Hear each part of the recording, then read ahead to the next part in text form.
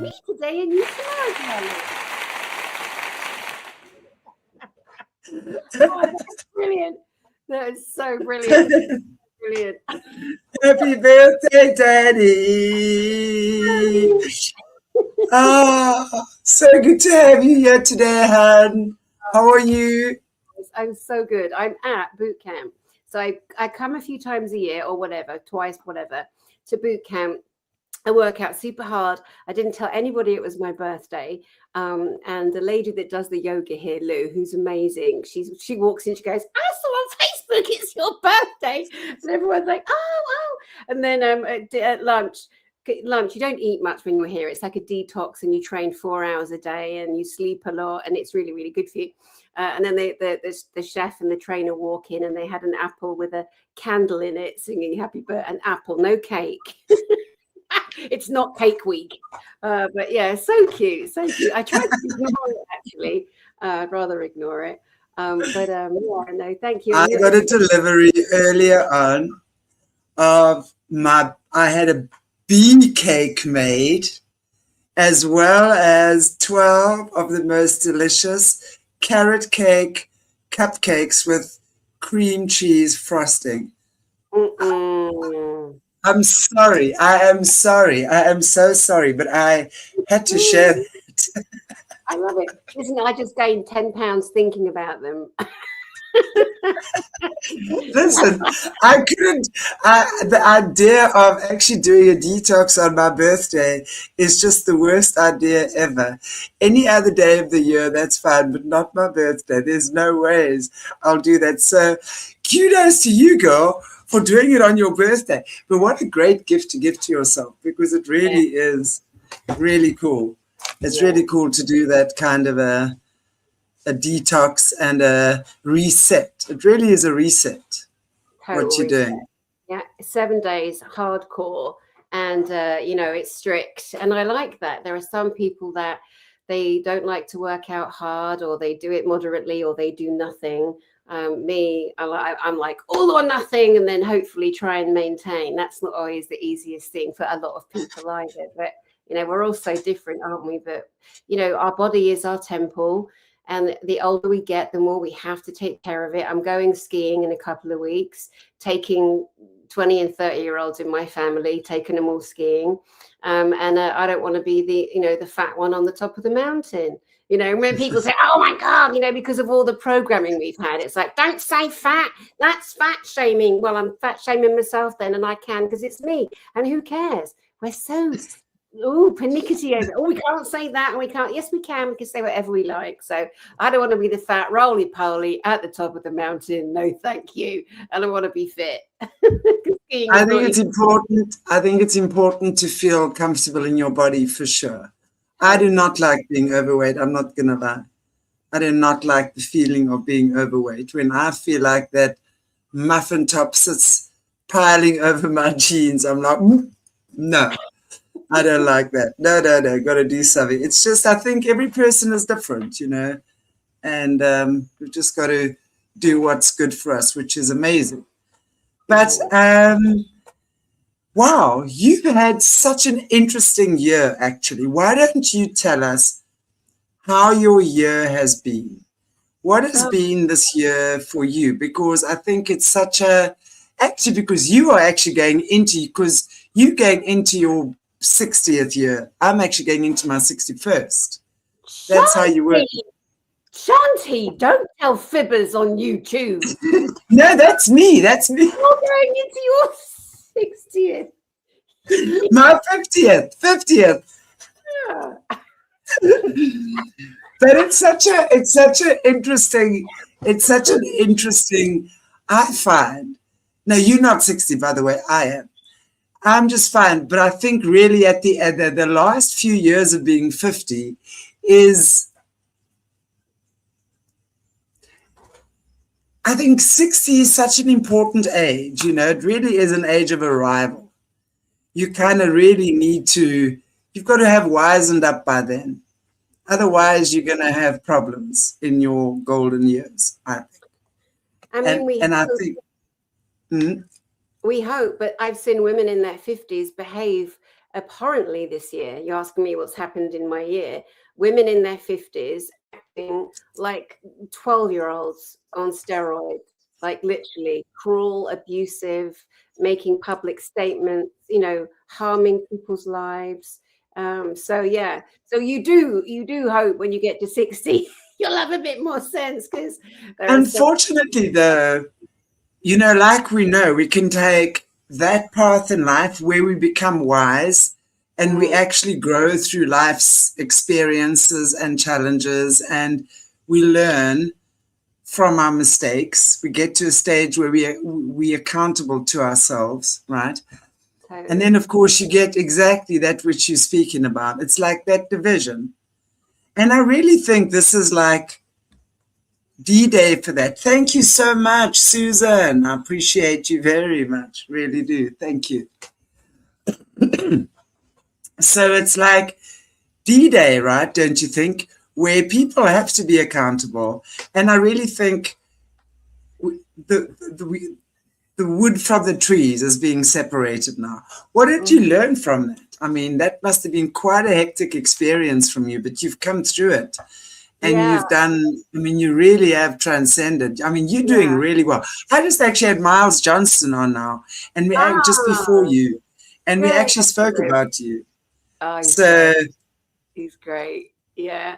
He was saying when two troublemakers get together, shift happens. So he was very excited that you and I, the two troublemakers, were getting together for shift to happen. So good. He's so overlooked. He's been working in the field of disclosure, as I do and you do, for decades and decades. He was out there, pirate radio. I mean, he really is a bombastic Irishman. He's very powerful, very strong, very funny. We have such a laugh.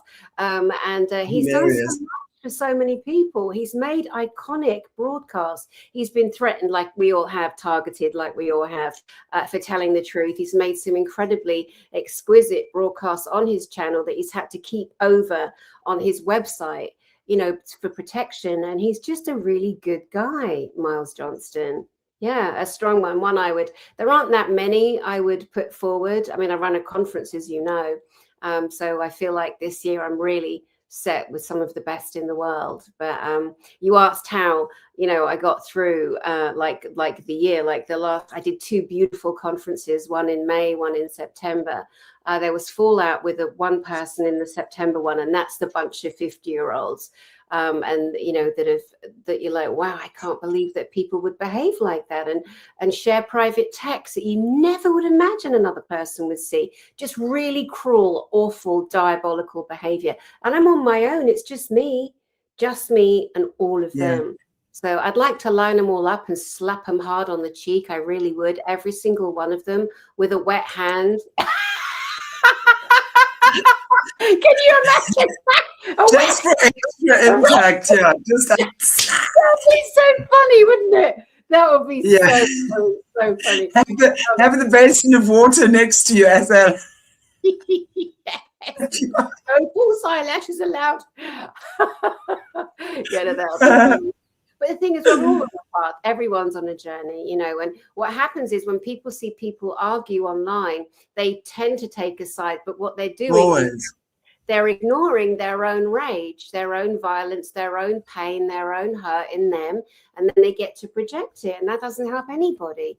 And of course, there are some crazy people on this channel, on YouTube, on your channel, my channel, on YouTube in general, who will fixate on an issue and want to take, it's very dangerous. People have to be aware of the dangers that we can put ourselves in potentially by telling lies about other people, making exaggerations, making public statements, writing things on websites that are completely untrue. And it begins at the core of the people that fell out. If those two had one conversation, which the other one refuses to, what do you do with that? What do you do when the coward won't face the trouble and the chaos and the mayhem? What do you do? What are you left with doing? Everyone makes bigger and bigger stories up. That's what happens. It's so true. And that's why also on solutions at the moment, I'm doing a lot of stuff on just, finding that resonance, practicing discernment. How do you know the truth? How do you find peace within the chaos? The only way you can do so is through your body. Your body knows the truth. Your body really does. So you've got to learn how to trust what your body's feeling. We have to start learning, and that's what we're doing on Solutions. So you guys have got to come and join us there. It really is. It's amazing. Just the opening of peace, Yeah. Sometimes peace. You feel something about someone, and you're like, "No, I'm wrong. Why am I feeling off about her or him or them or?" And sometimes you don't need to know mentally the story, but the feeling is there for a reason. And that's a discernment I think a lot of us ignore. I know I've definitely done that a lot over the last 18 months with a certain person.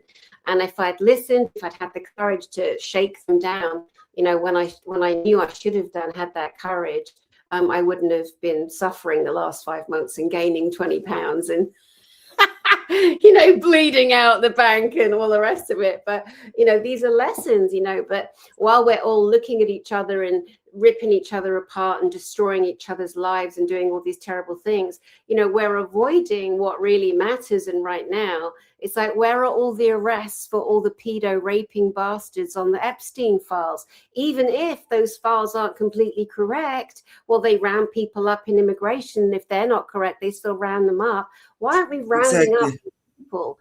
Why, those files were released after being studied by the FBI, the CIA, the government, weren't they? So surely there's a lot of truth. So why aren't we arresting the actors and the politicians and saying, well, you're in the file, we need to ascertain whether you was a bad motherfucker or you was a good motherfucker, because there's something exactly. So what do we just empathy? Yeah, go ahead. I just think this whole Epstein file thing is so interesting, because I actually watched a YouTube channel, and it's a girl called Tatiana something. She's really, really good. She was saying that she noticed, and it was just after I started questioning Epstein, this whole legitimacy, because I do believe it's a psyop on some level. I do believe we are being diverted. And we must never, ever forget that we've been waiting for these Epstein files for so long. They are like fodder for people. And this is when we are so hungrily gobbling up what they're feeding us. Behind that door, something else is going on. And we have to always be cognitive of that. What this girl was saying was that she's noticed that every time they do an Epstein drop, 3 months after that, something major happens. And she mentioned one or two things, and I wish I'd kept that for our show. I didn't realize we were going to talk about it, but I'll bring it up again, and I'll actually chat about it again on the show. And she's just, and I agree that I think there's a lot of inconsistencies. Some of the stuff has been redacted, others hasn't. Some stuff you could put in any information anywhere. When it's open, anyone could add anything, to that. I think it's very interesting that all we're really seeing is photographs. Mainly 80% of the pics we're seeing is of Epstein. Anyway, who we all know he's supposed to be dead, but we know he's not. So, and we're hearing names. We're hearing lots of names. I mean, in South Africa, we're hearing ex-President Jacob Zuma. We are hearing Patrice Motsepe, who's the current president, Cyril Ramaphosa, his brother-in-law. Patrice Motsepe is one of the 4 or 3 richest guys on the planet right now. Made his money all from mining and gold and deals struck with electricity and energy and stuff like that, right? So you got to know. And we have Rob Herzog, and everyone is having an absolute. I've been saying since the beginning, Rob Herzog is bad news, everybody. He's an Israeli puppet. And no, I'm not anti-Semitic, so don't start with me on that either. Imagine you even have to say that, though. Imagine you even have to qualify your statement. You know, you say Israeli, and by the way, it's so pathetic. This is what they've done. They have programmed us. They have hot wired us into these pulse buttons that will go off at any second because they're expecting that, because human beings are programmable, all of us, even the hybrids, even the monsters, everyone is. We're so open to it. We're so susceptible to it. We're so easily hoodwinked. And, you know, again, going back to the previous conversation, just briefly, in terms of giving it an example, when people aren't doing their inner healing, they are looking to project, to project out their rage, their pain, their upset, the things they're not looking at in themselves or their families or their husbands or wives or partners, that, you know, projecting out. And it's all just that's a psyop too. It's such a psyop. What does this lady say? I can't see any of the comments other than what Norway, Poland, and Lithuania have started prosecutions. That's fantastic news, Mama Leona. That is I mean, I've seen the Queen of Norway and her stepson, her son, the Crown Prince of Norway. He is, a youngster. He's up on 39 counts of rape, right, and abuse.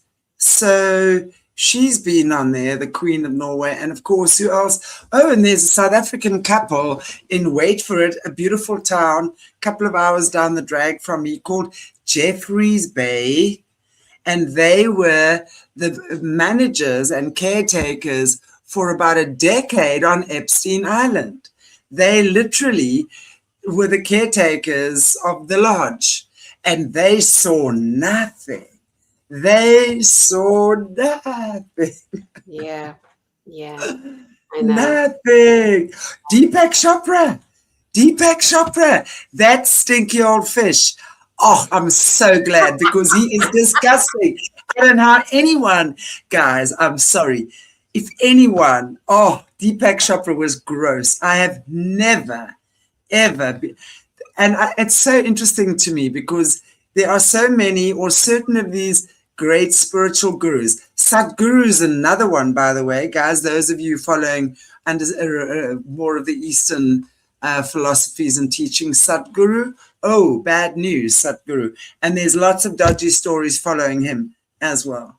And of course, the Dalai Lama, we know. I don't know. The Dalai Lama has apparently been mentioned, but I'm going to check up on that. I have not seen that. But now with Miles, we were talking about that. Yeah. It's just so shocking, and it rattles people's, central nervous system to the core. Because for example, you mentioned Deepak Chopra. I used to think he was the dog's bollocks. He had a place in La Jolla when I lived in California. He had a place in La Costa. I used to go there, go to the spa. I mean, I was so into it.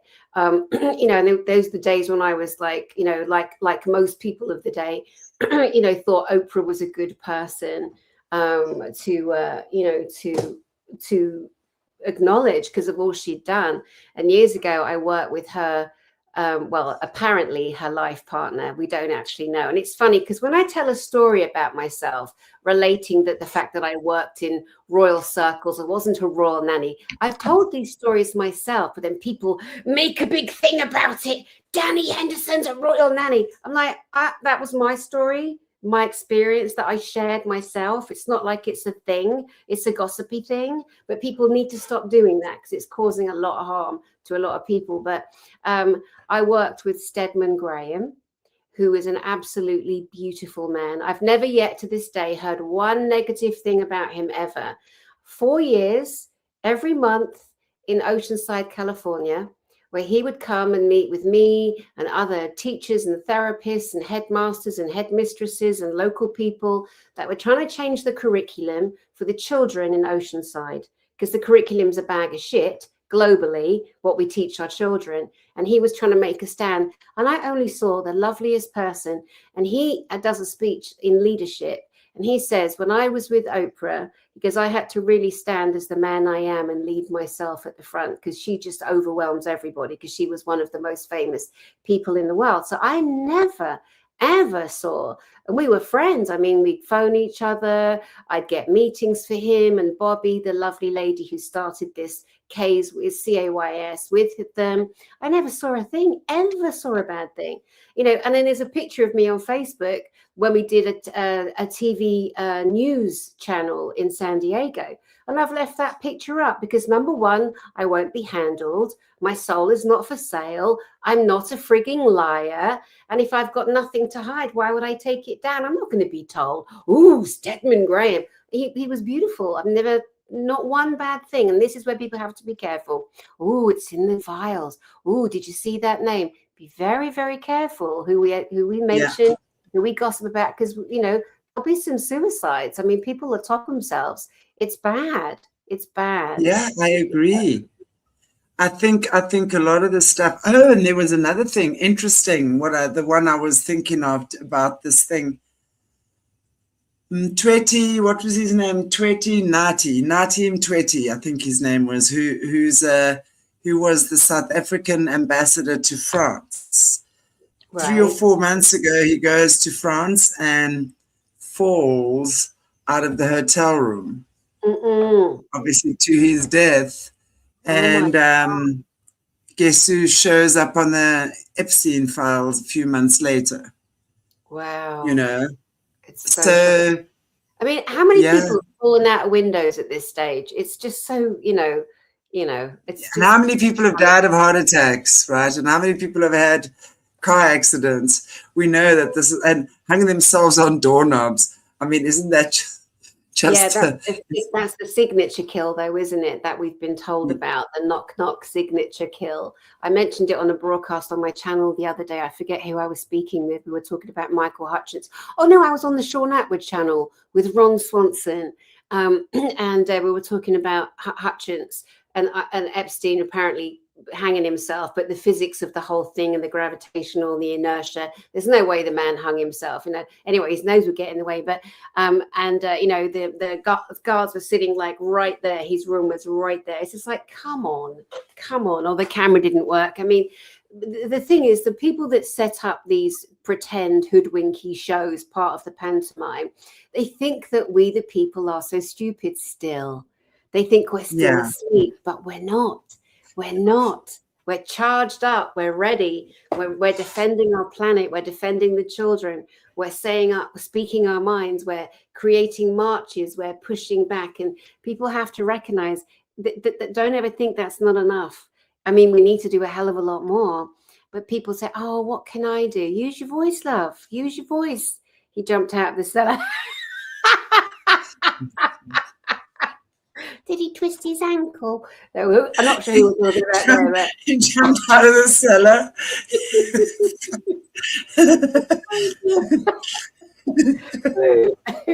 Oh my God. That can only be South Africa that jumps out of the cellar in the middle of France.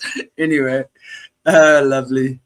But it's so true, you know. I mean, going back to what you were saying a little bit earlier, we've got to be so careful what we actually say and what we lend our voices to. I was just saying to someone this morning, I mean, now, you know, there's so much speculation about Trump and what have you, and his part in this. So this, you know, there's a famous picture of him holding Ivanka's hand when she was a little girl. I mean, literally a picture of a father holding his daughter's hand. Now, Facebook has posted that, accusing him of being a pedophile because of that photo. Sick. And I'm going, dude, you have got to be joking. How do you equate that picture, that's his daughter, to him being a pedophile? Then the next thing he runs off and gives me three about how my father's a pedophile. And now, my father's being accused of being a pedophile. I'm like, are you actually listening to yourself? Wow. Do you listen to yourself when you speak? Stuff like that. Because then I said to him, do you know what spelling is? Spellcasting, words, Let me educate you. Yeah. You know Max Lowen, our friend Max Lowen? Yeah.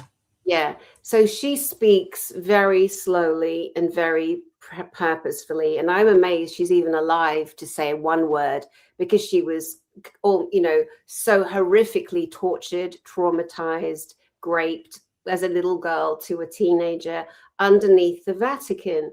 And she was born into a high blood family. Her uncle would traffic her there. She's watched the unaliving of many children and many animals. And she was one time hung on a crucifix overnight. And then other animals around her were also on crucifixes. And she had to be there by herself in a room while these animals died in front of her eyes. And then this man and many people, because we made a reel on her talking about the Vatican tortures. And they're like, she's reading a script. She's, no, that's how Max talks. So I've been posting our longer form video together. It was me, Kathy O'Brien, Julia Engel, these poor little girls who've been through the awful MK Ultra worst of the worst of the worst. And we should be more respectful to these women, to anybody who's been through such trauma, and not just throw out a random, it's just so cruel. And Max isn't going to stop coming out, of course. We're all encouraging her. She's speaking at my next conference. But we just got to think a little bit. Look at the way someone acts, responds, behaves, and speaks, how they carry themselves. Is there a level of trauma there that they've had to recover from? And it's so easy to tell, especially if you're a therapist like me. But It's common sense as well. There are so many signature tells. Yeah, so people should, definitely be kinder. And saying things like that, like your dad's a pedophile, and it's just so, and mud sticks. If people love someone, right, say this woman I fell out with, and she's got a lot of like fans, a fan club. She said some things that were absolutely false, absolutely fake and false. But because she's so adored and worshipped, the people believe her. I'm like, the fuck?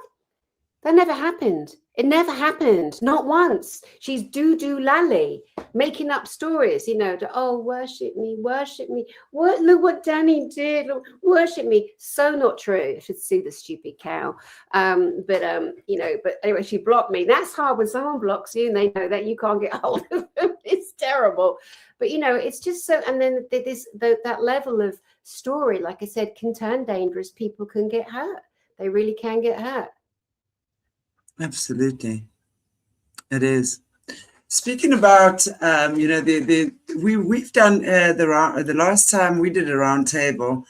In fact, someone was suggesting Beverly U. Miles. That would actually be a nice round table for the next one to do. That'll be a fun one. I think I'll put that together in the next couple of weeks. Great. They get on great. Yeah. Miles did some beautiful filming of Beverly Rhodes on his channel, basestv.org. And she's just sitting in a chair and she's talking about the space program. And she's looking at this big, huge diagram that he has. And it's based on the information from the secret space programs. And she's going, yeah, this is where we did this. And this is what happened here. And that was when we did this. I'm like, oh, my God, Bev. Oh, my God. There's like 2 hours on it. It's brilliant. It's absolutely brilliant. But I was on my channel the other night. I had Kerry Cassidy, who's a long-termer disclosure. Kerry Cassidy from Project Camelot. I had Miyoko Sano, my friend from Japan. Now, she's an amazing individual. She's like on her own as a whistleblower in Japan. She translated the book, The Secret. Was it Anna Byrne? What was that? That's Angels in My Hair. What's her name? No, The Secret was, I can't remember. Lorna Byrne. Sorry, it's gone. But Miyoko Sano translated the book, The Secret, for the Japanese people. And she's done so many things. People say she's the Japanese version of Dr. Michael Sala, in the States, who does all the secret space program books. And he's a great librarian and researcher and historian, and somewhat of an experiencer. But it was, so it was Kerry Cassidy, Miyoko Sano, Laura Eisenhower, who is the great-great-granddaughter of Dwight Eisenhower, former American president. Love her. A brilliant astrologer, brilliant brain. Me and Beverly, and it was important. I needed these women to all come together, for us to broadcast out, but for them also to all meet each other and connect. And now they have. And this is what, we need to be doing, people like you and I, on these great channels that we have. And tonight I've got Dr. Christiane Northrup with Dr. Lee Merritt and me broadcasting on my channel. And we're talking about Dr. Rainer Fulmick, a political prisoner. So we have to have these big conversations. We have to bring the people who are directly involved in understanding about this disgusting cabal, because Dr. Lee Merritt and Dr. Christiane Northrup, they both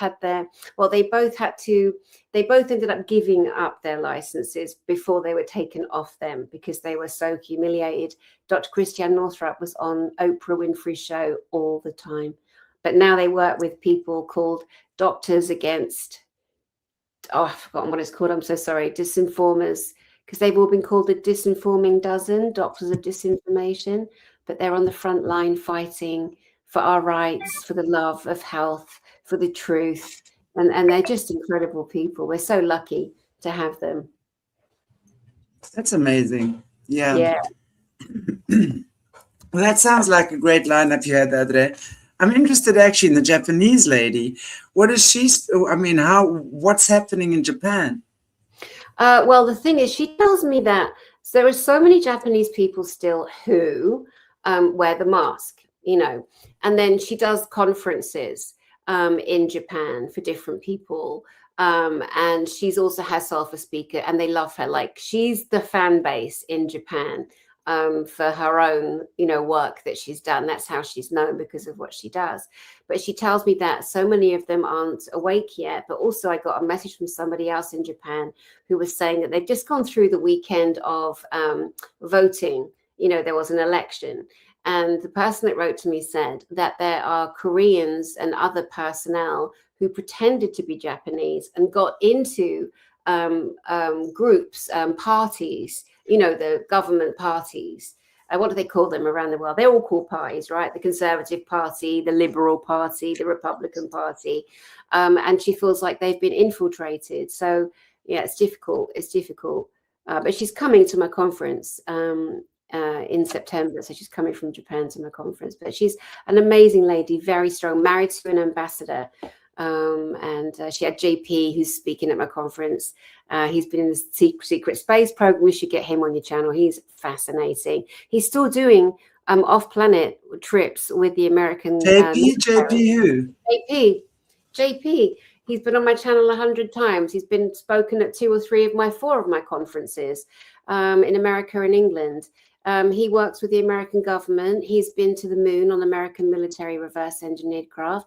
He's been to Mars. He's been to one of the moons around Jupiter. See, when people start hearing this, if they've never heard this before, they go off the deep end because they haven't yet been open to this information, because it's new information. It's a new, you could say, program, but it literally is a program, secret space program.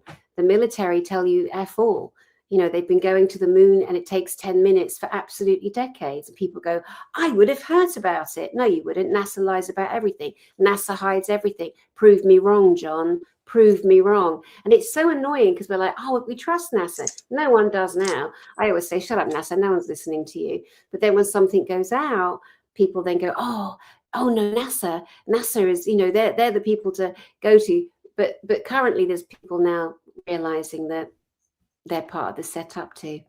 The big, false, fake setup where we, the people, billions of us, weren't supposed to know the things that we're finding out. It's like the Truman Show, Jim Carrey on the Truman Show. I mean, is that not a good example of the situation that we're actually in 2026? Exactly. Everything is such a recycling. It's almost like the same template at a different time and maybe using it in a different angle. But we know these guys are not very creative in terms of how they set things in motion, right? There's a template they use. All their little secret shitty brotherhood societies, all pretty much one and the same thing. They're all linked to same big brother, and they all just pretend to be some fancy little offshoot on their own. But they're really not at the end of the day. They get the same, it's the same information recycled differently. It's a cake with a different flavor. That's the kind of way, you know, I want to look at, I look at that. But what is really amazing now for me is that we as humans, for the first time in a very, very long time, are waking up to what's really, really going on. Yes, waking up from a nightmare is a terrible thing. And that's what we're doing. And the thing is, we're not waking up from the nightmare. We're actually waking up to the nightmare. And that is a very good thing, actually, because we are now forced to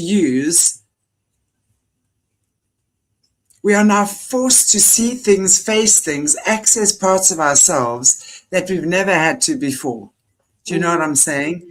It's like God lives within each and every one of us. Within your cells, your creator is there.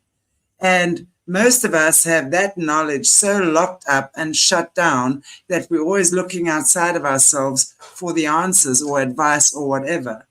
And my work for the past 30 years has been the answers lie within you. Everything you need is within you. And, you know, it's what's happening in you is synonymous with what's happening around you. And what's happening around you is showing you what's happening within you, vice versa. So if you don't like what's happening there, change what's happening here. And that truly is the answer. Not just that, but we know then, you know, then discernment is so much easier to practice. You know, like when you're aligned and tuned in, tapped in and turned on, right? When you're aligned and you smell bullshit 7 miles away, you're like, no, the fuck am I going down that road, buddy? You can like take that and stick it where the sun don't shine. You know, we automatically gravitate towards each other. And that for me is the beauty, because I feel very positive about that. I really do. I think there are so many well-intended, well-meaning people in this world who have missed certain bits of information. If you want to, they're missing a piece or two of the puzzle. That's what I'm saying. And that's why some people, we feel like we're misfiring or we're tired or we're overwhelmed. But all we have to do is just go back, and we've just got to restore. And and that's what we do, you know, on the new stuff that I'm working with on the Ankara field. It's really, and the Ankara field is not a place. It's a space you connect with. It's the original sacred geometry from God.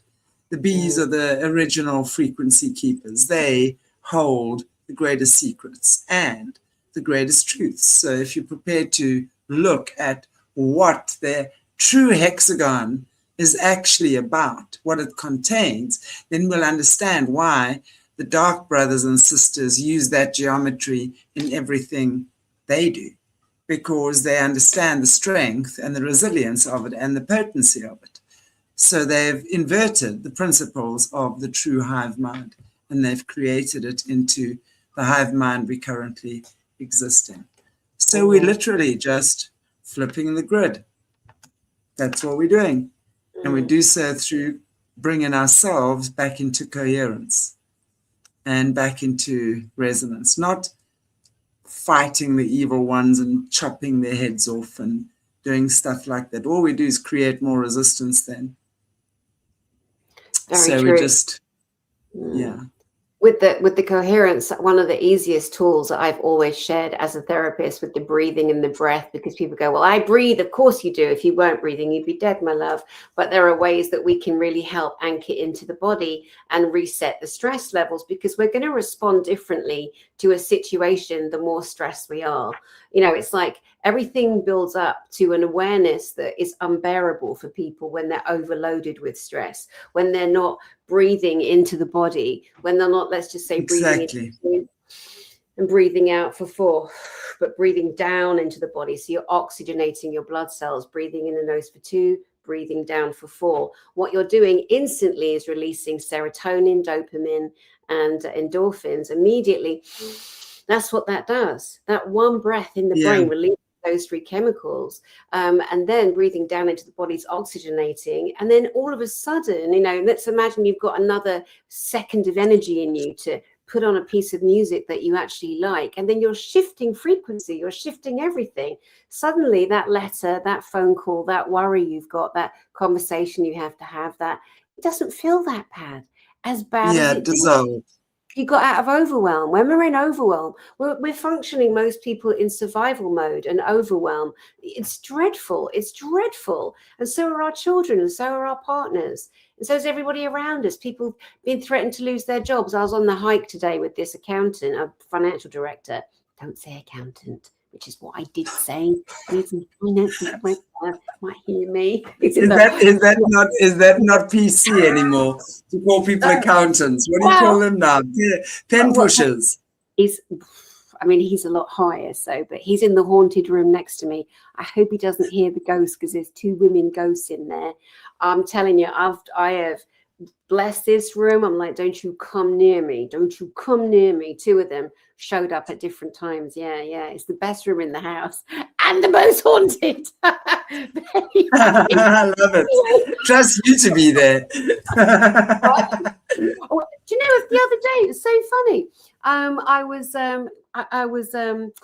who was I interviewing? Max and I think Rachel Vaughan, who you've had on your channel, from Australia, 2 beautiful satanic occult survivors. And I was in the room with the 4-poster bed, and I couldn't put a background up on Zoom, so it was on show. And then you see an orb come out of the headboard of this absolutely stunning ancient bed that's like 2,000 years old, comes shooting across the room as I'm talking. And somebody, Lou, her name's Lou, she saw it, made a little clip of it, and then they played it on the Sean Atwood show. I didn't even know it was out there. It just popped up. Oh, wow. Oh, great. I'm going back there soon. But yeah, I've lived my whole life with demons, angels, and aliens, and there's absolutely nothing to be scared of.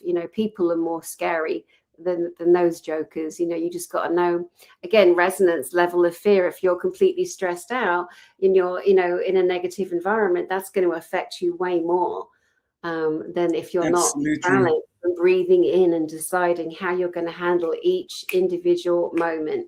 You think you haven't got control, you have, but that's where we're getting back to, don't you think? Totally. And what just gives it that extra really release is humming. So much of my work right now is humming, because that vibration, the humming, resets the vagus nerve, right? Which brings your body back to a place of feeling I'm safe. Just to sit and hum for 4 rounds is unbelievable. When you're driving in the traffic and hum, you can be crying, stressed, whatever. It's amazing. And then the breathing and the humming together, because, nothing stagnant or static or sick or yucky remains in a body that vibrates. So like the nose, like the breath, is like the gentle breeze, right? Think about a breeze that blows away the debris, right? So your breath clears the pathways in your body as well. But the humming takes it a few steps deeper. Now it's and it releases that which is stuck. So that is why any entity, and I want to say to any survivor out here who is marred with DEW, ringing in the ears, any entity, anything like that, we actually busy. A friend of mine has his own beehive here, so we're busy creating our bee sounds from his beehive, right? But very soon, we're going to be putting out the beehive sounds as well of the proper bees. That is unbelievably, you don't need anything else other than the beehive sounds. If you want to go to bed, put them in your ears for 2 or 3 hours. You will be amazed what happens. The ringing in your ears disappears. The DEW attacks, they cannot touch you with the beehive sounds. Guys, try it if you are marred with that. Just try it. Have that beehive sound playing in your house. Have it on your speaker as you running around pottering around. You will be amazed at how that changes the frequency of your space, of you. It relaxes you completely. And from that relaxed place, the body starts to heal. Things, as you're saying, my thoughts, ideas, everything starts to fall in place. And suddenly, boom, you get the phone call. Suddenly, boom, you get the job offer. Suddenly, boom, your mom calls after not hearing from her for 6 months, and you have the opportunity of having a conversation. Recalibration takes place. And it's like our bones are healing. The fragments of our bones are starting to come together. And that nonsense, those entities cannot reach you then. You become, it's like bouncing off you. Or it's like you being this beautiful cloud that you see. Think about a beautiful cloud formation and the steel hand trying to grip you. It can't touch you. That steel hand is too heavy and too low to affect your chemistry. Because now what's happening, your brain chemistry is changing, your biological chemistry is changing, your psychological chemistry is changing, your spiritual chemistry is changing. You are aligning to a much higher frequency. You're aligning back to hexagonal geometry, which is the original imprint of the earth, of the universe. It's the hive mind. Why do you think they use that hive mind? We know by now they invert everything, right? They invert that thing because they know how strong it is. And now when we flip it through, bringing ourselves back into coherence, not by stabbing them or breaking their houses down and destroying their property. That will happen of itself. Let nature take care of that. You don't have to take care of that. The beautiful thing is nature has a way of destroying, breaking down everything that doesn't belong to it, and it will start rebuilding and purifying and cleansing itself. And so the new season and the new growth begins, right? Yeah, that's so beautifully put. Yeah. And you're so right about the hum I don't know if you can hear me, but the hum inside the body, because again, our bodies are these beautiful musical instruments if we attune them as such. Our hair is antenna, literal antenna. Our spine has the resonance and the ability to align the chakras, the organs, and everything when you're putting the right harmonics through the body, stabilize itself. We know about the bells being removed. We know that the buildings that were of Tartaria, that was also known as Sabir, which is Sabir, for those that don't know, because there are people out there that deny it. Bless them. They're either completely stupid or they're of a dark agenda. That's what I've come to decide, because with so much physical evidence, how could you possibly deny it and say it's a myth? But people do, unfortunately. And everything that's coming out on that with Guy Anderson. If you've had him on your channel, I did introduce you. Oh, hell yeah. We love Guy on this channel. He's wonderful. I mean, what a, in fact, he would be another good one to do a round table with. You know that. Miles, Guy, Dani, and Beverly. I think that'll be fantastic. Yeah, that's so funny. It's great, isn't it, that we share with each other, you and I, because we're not in competition. We're friends. We're not in competition. We don't need to be. That's the thing. It's so much fun. Exactly. Yes. It's so much better. It's so much better working with someone, having just a friendship, a collaboration. I compete with myself. That's the thing. I'm my own competition. And but in having said that, yes, I played competitive sport. I was a tennis player, and I was very competitive on the tennis court. Make no mistake.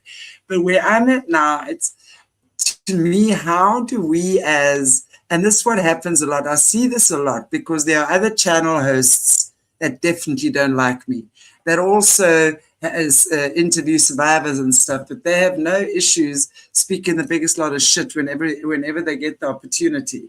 You know, for me, it's like it doesn't make sense to be competing with somebody else. You know, I've reached the stage in my life. This is my path. This is my journey. And no one can take that from me. That's your path and your journey. And I don't want to take that from you. I would rather look at you and go, wow, she's fucking awesome. I mean, she's getting these people on. Let's, you know, how do we, it's so much better to say, cool, well, amazing. And let's do a round table, let's do a conference, let's do whatever. You know, that's how we share knowledge, information. And so the pool gets bigger. God's pool or creator source, it just gets bigger and bigger. And the light shines brighter and brighter. I'm not here to compete with people. I'm not here to take your job and earn more money than you or take your money or whatever. I am here to provide a service to humans, to the survivor community as a healer. And that's why I'm here. I've come here to do this. And anyone who thinks I shouldn't be here, well, fuck right off. Go back. Yeah, fuck right off. Why don't you? I must admit, though, where I'm the most competitive, and my family know this, like, do not play chess with me because I'm a child. And I want to win. Like, I want to win. In fact, I want to win at everything. I want to win at paddle, pickleball. I want to win it all. Yeah, but I'm the worst player. But I do my best. But anyway, I played chess the other week. So my nephew, he's got like 4 pieces off me, 4 pieces on my beautiful chess board. And I'm like, oh, inside. You know, I'm like, I'm going to get you, going to get you. I managed to finally get a pawn. Well, I had it in my hand. I was like, ha ha, ha ha, like a child. And he's sitting there, this 24-year-old boy, he's sitting there going, really? I'm like, ha, you lost a pawn. But I mean it. I'm full of like, ha ha, you know, walk the plank. I'm so mad. That's hilarious. And I think he's going to beat me. He's much better at it than I am, my lovely nephew. But so I'm not good to play games with. Any game, poker, because I want to win. I do. I do. But when it comes to the really important things, like supporting humanity, building each other up. Yeah, exactly. The best people I know to you and vice versa. Because our agenda is, and we have an agenda, to help as many people as we can. Share everybody, build each other up, support the other people, bring them to the front where we're able to. Because our audiences, mine and yours, beautiful. What aren't we blessed? Totally. Yeah. Amazing. We have such an amazing community, you know. And I help a lot of survivors on this channel. And a lot of them don't actually even talk. Well, I mean, there'll be some that speak on the show, others don't. But I must say, we have such a generous group of people who, I mean, you know what I love the most is when someone like will donate $2, because I know that they're really giving that with their heart, right? To me, that is such a beautiful gesture. You really are giving, you know, and amazing. Imagine if 100 people donated $2 each. I mean, that's like $200 for a survivor right there. And that is something that is amazing for the person who's obviously needing the support. It's tough out there for most people, never mind people that are maybe challenged in any way, whether it's emotionally or mentally or physically, you know. There's a lot of people out there that are challenged at the moment, and people are trying to find their way in this crazy life. And it's always nice to know that there's a kind soul in the midst or the vicinity. So yeah, I love just doing something nice for someone at random times. Yeah, and also when people get to know you or spend more time with you or see you, or in general. I remember one year at one of my conferences, this woman, she walks over.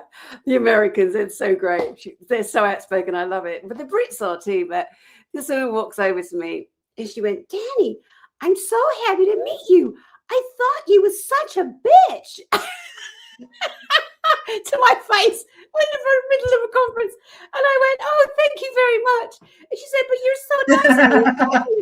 You know, and I said, "Well, I'm a very passionate person on my channel. I speak my mind. I bring my passion, my love, I fight for justice. Things are so unjust, and I have the biggest pair of balls. I will use my voice, my platform, share my heart. I will speak out against really terrible, bad people, you know." And I mean, how many times I've made reels on Bill Gates, people like that. What is he still doing walking about? You know, there was the weekend I went to visit Dr. Rainer Fulmick, my friend who was abducted in Mexico and then sent to Germany and is now in prison because he took on Deutsche Bank and he took on Volkswagen and he won. He was that good-looking man on the boardroom table that you would see across the world during the time of COVID. He brought out ICIC, International Crimes Investigation Committee, against the naughtiness and the genociding, and he was arrested for it, and he's in prison because they're scared of him. They being the cabal, they being the German authorities, and that prison was horrible. It was horrible. It was devastating seeing him. They won't even let him read a book. What a bunch of low-ender pansies. He can't even read a book. I'm like, dude, come on, that's just crazy. He goes, "Well, what in case I lick it and there's some kind of drug on it?" I mean, I understand there are people that want to get their drugs in. I mean, he's not a drug addict, but there were other people in the room with their own visitors visiting them, prisoners being visited. And he's like, "That guy's a heroin addict. That guy's a this." I'm like, "Oh, that's really sad," because it's very sad. And he goes, "Yeah, they're getting their gear. Gear's getting smuggled in. You know, prisons are a business." That's a whole other conversation. We probably all the unjustness of everything. It's all coming to the surface. But like we said, we've got to be careful. The names we mention, we better make damn sure we're going to back it up. Because if we're wrong, not only are we assassinating someone else's soul, but also we're risking that energy coming back to us. And that's everybody. Always. Yeah. It's like the hatred for Trump, has anybody actually got any physical proof, video evidence? I don't mean photographs, because another thing people need to think, and I'm not defending Trump, I couldn't care less about him or anybody else. I'm observing everybody. Okay, I'm not on the side. I'm in the middle. I'm watching, because now we're at the end. Right, so some of these big players, global players, what are they doing? They know the art of war. They're not going to show their hand immediately. They're playing all sides. And there's more than two. They're playing all sides right now. But, you know, Epstein was a legend at getting in photographs with everybody. Because what does that say? A picture says 1,000 words or 1,000 lies or 1,000 make-ups. Oh, because he had his heart around it, doesn't mean shit, you know. How long did it take for the Andrew, the former pug-faced Randy Andy, we called him in Britain? No one's had respect for that boffin for years. Most people don't care about the royal family. You know, we're like, oh, fuck off, bored. With the, you know, the garlands and the Maltese crosses and the medals, and just leave, please. You infiltrated. You're not even the actual proper royal bloodline. Why don't we go down that alley? You know, it's just so boring. But, you know, people are coming. They're coming to the truth because it's the truth. The royal bloodline is infiltrated by the Germans. Yes, of course. Yeah, brilliant. I'm good for you guys. Well done. But I forgot what I was saying now. Andrew. Oh yeah, the picture with Andrew and that's true. That can be backed up. Everything I just said there is actual facts. Yeah. Just sticking with my own what I said about not saying the wrong names and stuff. You've got Andrew, he's got his arm around Virginia, God love her, and Ghislaine Maxwell. Ghislaine is standing there on the stairs. So my friend Sean Atwood with the big Sean Atwood channel, he's in the Epstein files. Why? Because he went to the house where that photograph was taken, and he had a cameraman with him that was trying to prove that was the house in London.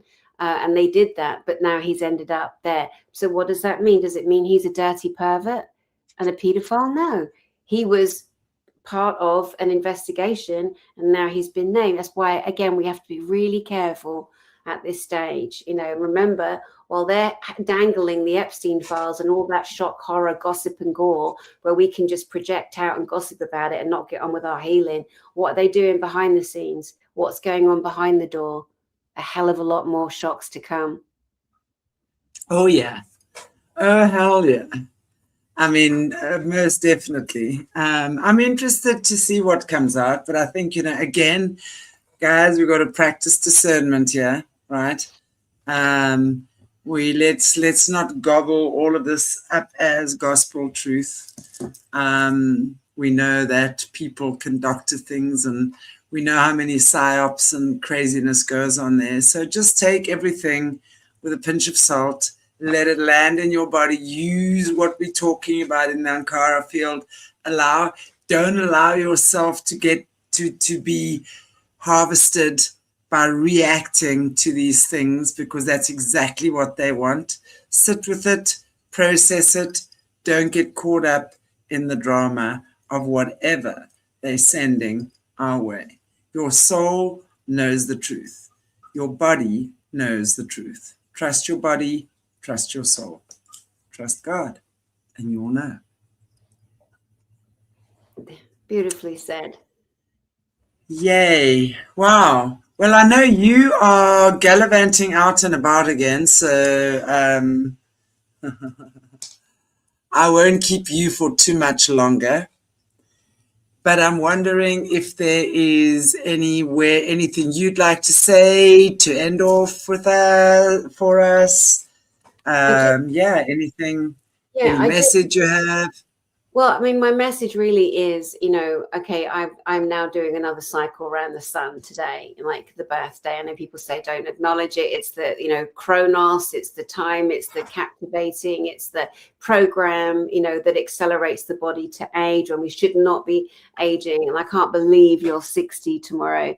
That's ridiculous. You don't look. That's just so silly. That's a lie. You know what I mean? But again, being healthy. Lights are kind.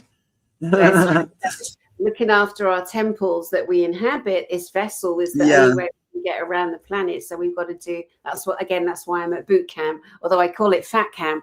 But 3 friends today have said, Dani, stop calling it fat camp. Call it skinny camp or reboot camp, or I'm like, okay. Yeah, reboot camp. I like it. Reboot camp. Exactly.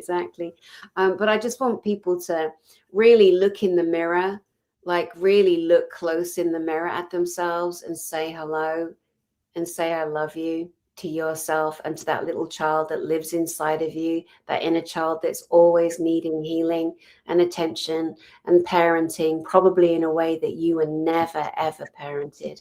And it's okay. Join the other 8 billion people on the planet. I'm sure most of us have got something to say about, the way we were parented, and our kids that have things to say about how we parent them, etc. But we are so valuable as humans. We are so beautiful, so brilliant, so funny, so clever, so worthy. And we're only going to come to that understanding if we start doing the healing. And by doing the healing, what happens? We raise the power in us. We raise frequency. And when Chanti and I talk about the monsters, the genociding monsters that need to remain in hell, they can't catch on to us. They can't be in our frequency, our field of energy, our field of reference. They can't be in our glory. When we honestly do the healing, when we honestly raise frequency, when we honestly bring joy into our field, because we can create that, they cannot create shit. They couldn't even create a turd from a dog. True story. Not able to. They have no aspect of creating, but they try to force us to feel a certain way so they can keep our energy down. They can loose off the negativity. They can keep us stressed as much as possible for a human. But that's what I want you to remember.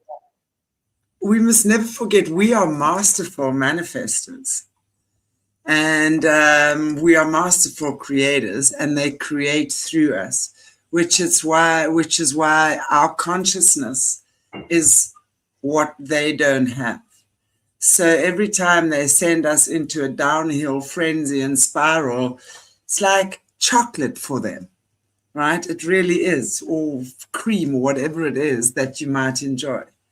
So that's Our consciousness is what they are after. So when we raise our consciousness, they cannot touch you. They manifest through us, which is why you're going to see stuff like on The Simpsons. Like when they want stuff, we know how this predictive programming works a lot of the time. For those of you who watch Jessie shows, you'll know we've often spoken about that. It's the Star Wars now, Voice of God, and one of the other programs for the kids. That they Voice of God. Did I say that? Voice of God, Star Wars now, and so the Alice one, Looking Glass. That's right, the Looking Glass project. And they have the kids. They have kids, and they divide them into 3 different groups. And these kids are the psychic kids who would then see and therefore predict future events. So they would then take the information they've gotten from those kids. They then create TV series like The Simpsons, like the what's the other one where they're always talking about these future shows. And then think about that. So now we're watching, 10 million people are watching The Simpsons on a Monday night all at the same time. And they see, for example, Trump become president because that was something on The Simpsons. And suddenly everyone goes, Trump is president. Now they know exactly how to manipulate your consciousness. That is how, because when enough people say it and think it, it turns the tide in that direction. That's how they manifest through us, because they show us the stuff and then we see it, think it, activate it in our energies, and we then obviously activate it with those around us, and so we create it for them. This is exactly what we need to be understanding, which is why switch off that fucking television set. Don't watch the news. If you're going to watch something, then watch something that makes you feel good, that makes you laugh until you want to pee in your pants. Seriously. Chat with your friends, and it doesn't mean that you avoid everything. You go love and light, this new age phenomenon. No. You understand we are created from the light of God, but we understand as well we work in a very dark world. But we cannot also be sucked in to that world. What good are we to everyone else if we are sucked into the darkness? We then become the darkness, right? So we have to be strong enough to be able to work with that, come out of that, bring light into that area. Work with it, come out, bring light. That's how we do it. And that's why we, not only as healers, we are all healers. But as people living in this world today, we have to be able to understand both sides of what's going on and not judge, and be open to listening to people, receiving what they say without judging and putting your opinion on how you think it should be or not. Yeah, that's so true. When you say put on something that makes you laugh, oh my God, I've been watching this. I think it's called The Happy Ass Farm, but it's these little rescue dogs. Yes, I know. That little one does not stop farting every time you run. It's farting. Baby donkeys, yes. Killing herself laughing. Oh, it does make me laugh, that one. The Happy Ass Farm is obviously, for those of you, it's like, this farm, there's people, the couple that owns a farm, and obviously donkeys and goats and sheep and God knows what all else.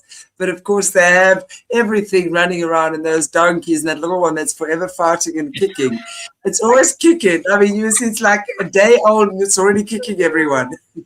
Definitely. And then there's Asher House. I love watching that Asher House. It's about this lovely man called Lee and his girlfriend or fiance, and they rescue all these dogs. Oh my God. It's just so moving. I know I love animals. I love watching their things that make me happy, that I would just shut my brain down and go, oh my God, I've been talking about satanic ritual abuse all day. I've met some new survivors. Oh my God, it's so heavy. Let me just put on The Happy Ass Farm and watch that donkey fart. It's hilarious. But there's another one.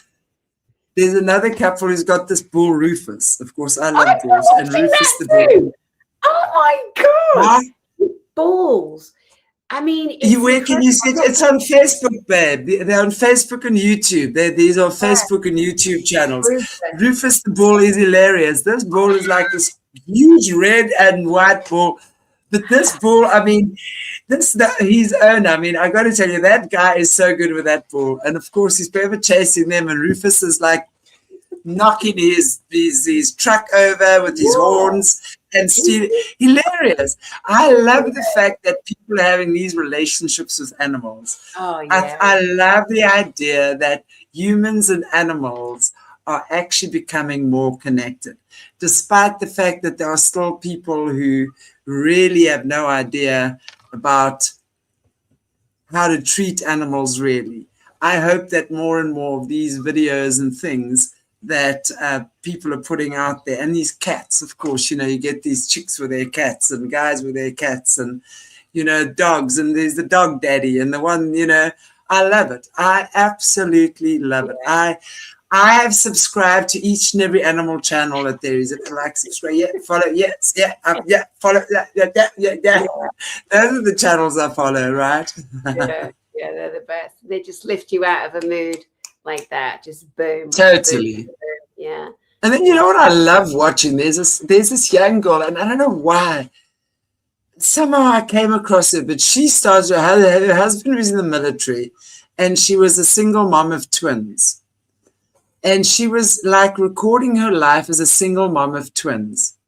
And it was so cute, just like her life, how she does her resets and her time with her baby and watching the babies grow up. I loved watching that. That for me was so sweet. She's now got, those twins must be 3 or 4 now. And there's another baby on the way. Well, no, he must be about a year old already. And the husband's now back at home. But it's just so gorgeous to watch such nice people, such a beautiful couple, and just to see, happy people in the world as well. Of course, we understand it's not always happiness. You're not going to be recording you having a big fat fight with your husband. At least I hope not. But Dani, this has been so cool having you. And so lovely to have everybody in the chat with us. Thank you, thank you, thank you. Thank you, guys. Thank you. I'll go back and look at all the comments now. I can only see you, my love, the whole time on screen. So, but thanks for asking me, and happy birthday to you tomorrow, my darling. What are you doing tomorrow? I'm actually going with some friends. We're going to the wine farm for lunch. One of the wine farms are not too far from me. So I'm meeting a couple of my friends there, not doing anything major at all. So we're meeting at the wine farm, and we're going to be picking grapes there at the wine farm and doing wine tasting, wine pairing, and no doubt I'm going to be buying lots of champagne and bubbles now because I love it. Me and the bubbles, Oh, lovely. So that's what I'm doing tomorrow. So I'll see you guys back live again on Wednesday. Thank you, everybody. Take good care. Dani, as always, such a pleasure. God bless you all. See you soon. Goodbye.